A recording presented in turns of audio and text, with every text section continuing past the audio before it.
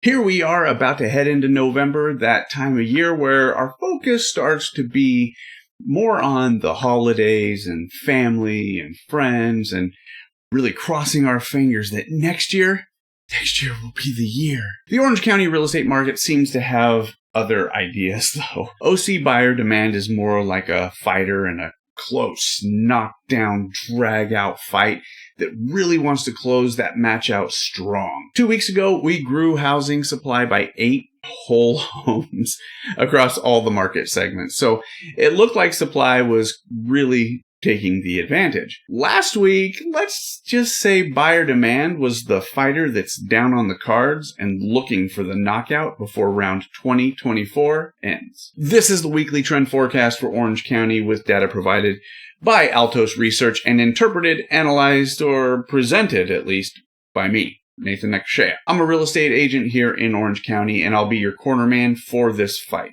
In fact, comment below who you think is currently winning, supply or demand. Now let's get started. All right. Ding, ding. And to get things rolling, we'll start with the Market Action Index to answer the question of how's the market? The MAI is really a comparison of sold listings to inventory that takes into account a few other factors just to give a bird's eye view of what we've seen and to give us an idea of where we might be headed. Last week, the MAI dipped about 0.6% from 48 to 47 after some rounding.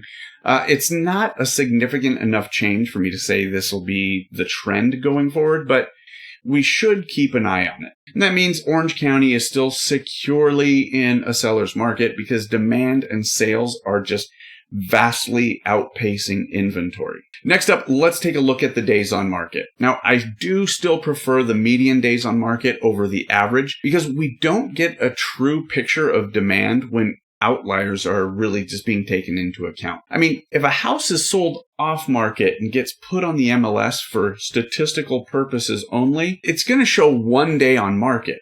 Or what about the overly ambitious seller who lists their home well over its market value and that just refuses to negotiate? Neither of those are really a true representation of the market's health, and the median does help to negate some of those outliers. But for informational purposes, the average days on market in Orange County is 80 days, and the median is just a mere 49 days on market. Now, that's across all market segments and all markets in Orange County. So if you're a buyer or a seller, it's going to be more important to take a look at, well, really all of these data points for the specific market and market segments that apply to you. And just FYI, I do have a WTF series for Dana Point, and I'm looking to see which other areas I should add to the series. If you have a suggestion, just let me know down in the comments. On to the percentage of listings with price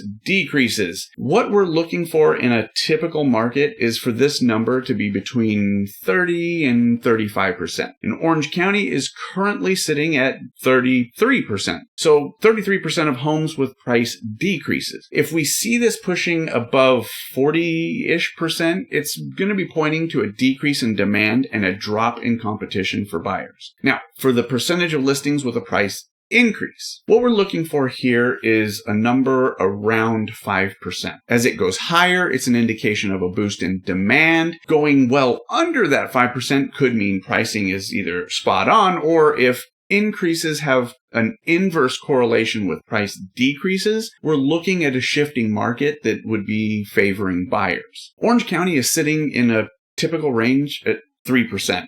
It's a tiny increase from the previous week's 2%.